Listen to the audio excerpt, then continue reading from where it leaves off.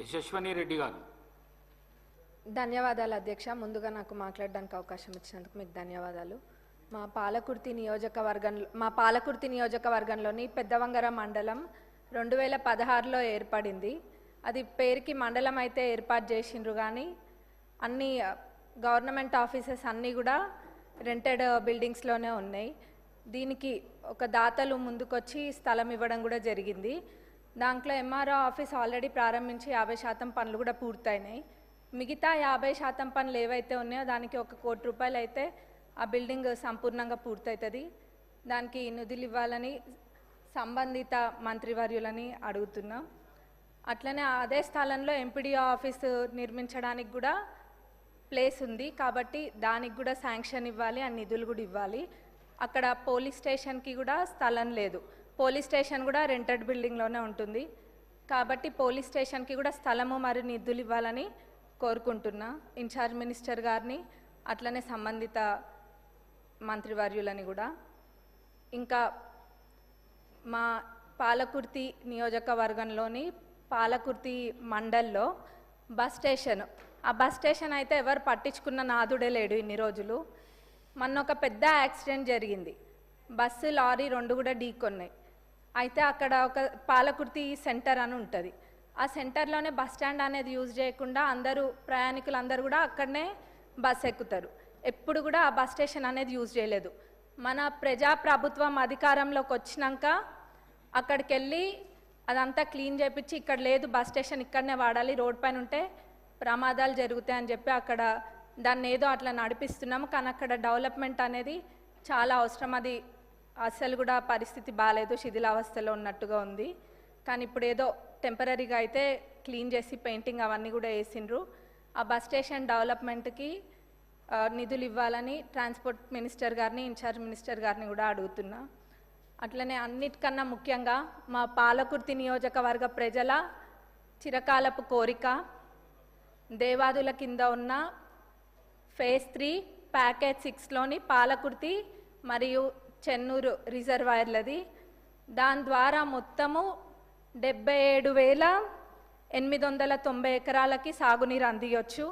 ఇది ఎంత నిర్లక్ష్యానికి గురైందంటే గతంలో అసలు మొత్తము 20-30% పనులు కూడా 10 ఏళ్లలో ఎప్పుడు కూడా పూర్తి కాలేదు.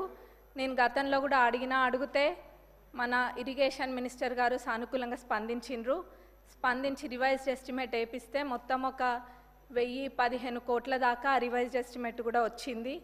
వారు దేవాదులలో ప్రత్యేక శ్రద్ధ చూపిస్తున్నారు మన ఇరిగేషన్ మినిస్టర్ గారు కూడా, ఎందుకంటే తక్కువ దాంతో ఎక్కువ ఆయకట్టుకి నీళ్ళు వస్తాయని చెప్పి. ప్రభుత్వం వచ్చినాక, మన ప్రజాప్రభుత్వం అధికారంలోకి వచ్చినాక అదే చేస్తున్నారు. ఎక్కడైనా కానీ తక్కువ ఖర్చుతోటి ఎక్కువ ఆయకట్టు ఎక్కువ వస్తుందో అట్లాంటి ప్రాజెక్టుల పైన దృష్టి పెట్టడం జరిగింది. అందులో మా పాలకుర్తి చెన్నూరు ఇది దేవాదులది కూడా ఉంది.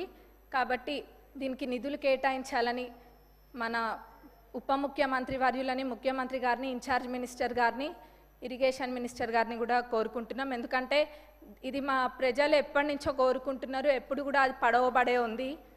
కాబట్టి ఇది చేయడం వల్ల చాలా మటుకు రైతులకి మేలు చేకూరుతుంది మా ప్రాంతంలో.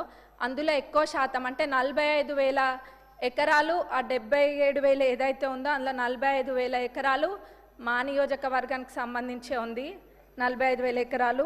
అట్లనే తుంగతుర్తిలో 13,277 ఎకరాలు, స్టేషన్ గన్పూర్లో 9,378 ఎకర్స్కి, అట్లనే వర్ధన్నపేటలో 10,180 ఎకరాలకు కూడా దీని ద్వారా సాగునీరు అందుతుంది. ఇది చాలా ఇంపార్టెంట్ ప్రాజెక్ట్ కాబట్టి దీనికి నిధులు కేటాయించాలని కోరుకుంటున్నాను. ధన్యవాదాలు అధ్యక్ష. గౌరవ మంత్రి గారు. అధ్యక్ష, తమరి ద్వారా గౌరవ సభ్యురాలు సోదరేమని అడిగినట్లు ఏదైతే అన్కంప్లీటెడ్ ఉందో ఎంఆర్ఓ ఆఫీసు దాన్ని కంప్లీట్ చేస్తూ, అదే రకంగా MPDO office, police station, bus స్టాప్కి సంబంధించిన అంశాలు కూడా అడిగారు. తప్పకుండా వాటిని కూడా పరిశీలించడం జరుగుద్ది. ముఖ్యంగా ఇరిగేషన్కి సంబంధించిన దేవాదుల ప్రాజెక్టుకు సంబంధించిన అంశంలో ఈ పాలకుర్తి నియోజకవర్గం కానీ ఆ పరిసర ప్రాంతాల్లో ఉండే మిగతా నియోజకవర్గాలకి కృష్ణా గోదావరి పరివాహక ప్రాంతానికి సంబంధించిన నీటి సరిగా రాని కారణంగా ఇబ్బంది పడుతున్నమాట వాస్తవం. ఫేజ్ 3కి సంబంధించిన దాంట్లో రేపు ప్రతిష్టాత్మకంగా ఈ ప్రభుత్వం ఏర్పడిన తర్వాత గౌరవ ముఖ్యమంత్రి రేవంత్ రెడ్డి గారు కానివ్వండి, ఉప ముఖ్యమంత్రి గారు, అదే రకంగా ఇరిగేషన్ శాఖ మంత్రి వర్యులు కూడా ప్రత్యేక శ్రద్ధ తీసుకొని ఆ ఫేజ్ 3కి సంబంధించిన ఆ స్కీమ్ని కంప్లీట్ చేసి రేపు ప్రారంభించుకోబోతున్నామని ఈ సభ ద్వారా వరంగల్ ఉమ్మడి ఖమ్మం జిల్లా రైతాంగాన్ని అందరికీ కూడా తెలియజేస్తున్నాను అధ్యక్ష. Thank you. డాక్టర్ సంజయ్ గారు.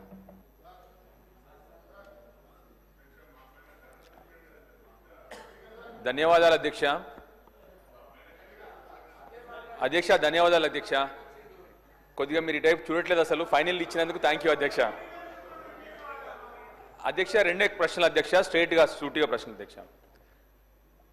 15 నెలలైంది అధ్యక్ష, 15 నెలలైంది శాసనసభకు వచ్చి అధ్యక్ష.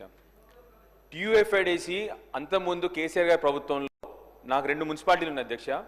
మెట్టుపల్లి రూరల్ కాన్స్టిట్యున్సీలో 2 మున్సిపాలిటీలు ఉన్న అతి తక్కువ కాన్స్టిట్యున్సీలో నా కాన్స్టిట్యున్సీ ఒకటి అధ్యక్ష. 2 కాన్స్టిట్యున్సీలకి 15 కోట్లు అప్పుడు శాంక్షన్ జరిగింది అధ్యక్ష. గత 15 నెలల నుంచి నా చెప్పులు అరిగినాయి అధ్యక్ష, షూస్ కూడా అరిగిపోయినాయి అధ్యక్ష, కానీ ఒక్క రూపాయి కూడా రిలీజ్ కాలేదు అధ్యక్ష. దయచేసి మీ ద్వారా ప్రభుత్వాన్ని కోరుతా ఉన్నాను, ముఖ్యమంత్రి గారిని, ఎందుకంటే వారే మున్సిపల్ అడ్మినిస్ట్రేషన్ మినిస్టర్ కాబట్టి, సేమ్ టైం ఉప ముఖ్యమంత్రి గారిని కూడా కొద్దిగా కరుణ చూపెట్టాలి మా కాన్స్టిట్యున్సీ మీద. ఎందుకు అంటే అధ్యక్ష, రెండోది ఆరోగ్య శాఖ మంత్రి గారు కూడా ఇక్కడ ఉన్నారు కాబట్టి వారు ప్రతిసారి వారు సంతకం చేసి పెడతా ఉన్నారు. మా హాస్పిటల్ అధ్యక్ష పెచ్చులు ఉడతా ఉంది మెట్పల్లిలో, వారు సంతకం పెడతా ఉన్నారు, కానీ ఉప ముఖ్యమంత్రి గారు దానికి శాంక్షన్ ఇవ్వట్లేదు అధ్యక్ష. దయచేసి హాస్పిటల్ చాలా క్లిష్ట పరిస్థితిలో ఉంది మెట్పల్లి అధ్యక్ష. చివరికి అధ్యక్ష, మూడోది నిన్న మళ్ళీ ఉప ముఖ్యమంత్రి గారే మొన్న ఏం చేశారు అధ్యక్ష అంటే, వారు అసెంబ్లీని డిస్ట్రాక్ట్ చేయడానికి చాలాసేపు గంట సేపు రుణమాఫీ గురించి మాట్లాడినారు. పర్వాలేదు. అయితే ఏం జరిగింది అధ్యక్ష అంటే, మా దగ్గర మొగిలిపేట అనే గ్రామం ఉంటుంది అధ్యక్ష. అక్కడ సడన్ గా రైతులందరూ అరే ఉప ముఖ్యమంత్రి గారి వాళ్ళేమో మొత్తం అంతా జరిగినది అని చెప్పేసి వారు చెప్పడం జరిగింది. వాళ్ళ రైతులందరూ ఏం చేసినారు నిన్న అధ్యక్ష అంటే, మరి మాకు 350 మందికి ఒక్క గ్రామంలోనే మాకు రుణమాఫీ జరగలేదు, మేము అందరం వెళ్ళి ప్రజావాణి సోమవారం కదా అధ్యక్ష, ప్రజావాణిలో కలెక్టర్ గారికి మేము మొగిలిపేట గ్రామం మొగిలిపేట విలేజ్ మల్లాపూర్ మండల్ కొరుట్ల కాన్స్టిట్యున్సీ అధ్యక్ష, వాళ్ళందరూ మేము ప్రజావాణికి వెళ్ళి మేము ఒక వినతి పత్రం ఇస్తాం కలెక్టర్ గారికి అంటే అధ్యక్ష, మిమ్మల్ని కూడా రిక్వెస్ట్ చేస్తున్నాను అధ్యక్ష, అసెంబ్లీ జరుగుతున్న సమయంలో ఆ గ్రామస్తులందరినీ అరెస్ట్ చేశారు అధ్యక్ష. దయచేసి మీ ద్వారా రిక్వెస్ట్ ఏంటంటే అధ్యక్ష, అసెంబ్లీ జరుగుతున్నప్పుడు ఈ అరెస్ట్ల పర్వం ఎక్కువవుతా ఉంది. వాళ్ళు పాపం కలెక్టర్ దగ్గరికే పోతామన్నారు, ప్రజావాణిలో కంప్లైంట్ చేస్తామన్నారు, ఎందుకంటే ఇక్కడ ఉప ముఖ్యమంత్రి గారు అందరికీ జరిగినదని చెప్పినారు కాబట్టి వారు అది డిసిషన్ తీసుకున్నారు అధ్యక్ష.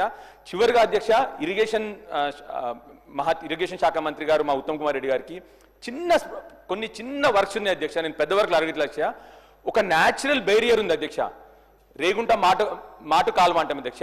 అది ఏమైంది అధ్యక్ష అంటే, న్యాచురల్ బేరియర్ వాటర్ ఒక 2000 ఎకరాలకు పోద్ది అధ్యక్ష.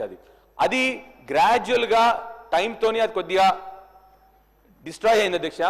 దానికి మళ్ళీ మీరు ఒక 2 కోట్లు పెడితే బ్రహ్మాండంగా 2000 ఎకరాలకు నీళ్లు మా రేగుంటకు కానీ అక్కడ చివరిన వేంపల్లి గ్రామం కానీ 2000 ఎకరాలకి ఆయకట్టుకి మళ్ళీ నీరు వస్తుంది. కాబట్టి మిమ్మల్ని అడిగేది, మేము కోరేది చిన్న పనులే అధ్యక్ష. దయచేసి ఉప ముఖ్యమంత్రి గారిని మళ్ళీ ఒకసారి కోరుతాను, మా కాన్స్టిట్యున్సీ మీద కరుణించండి. చాలా వరకు 15 నెలల నుంచి అన్ని సగంగా పనులు అయినవి అన్ని కూడా ఆగిపోయి ఉన్నాయి.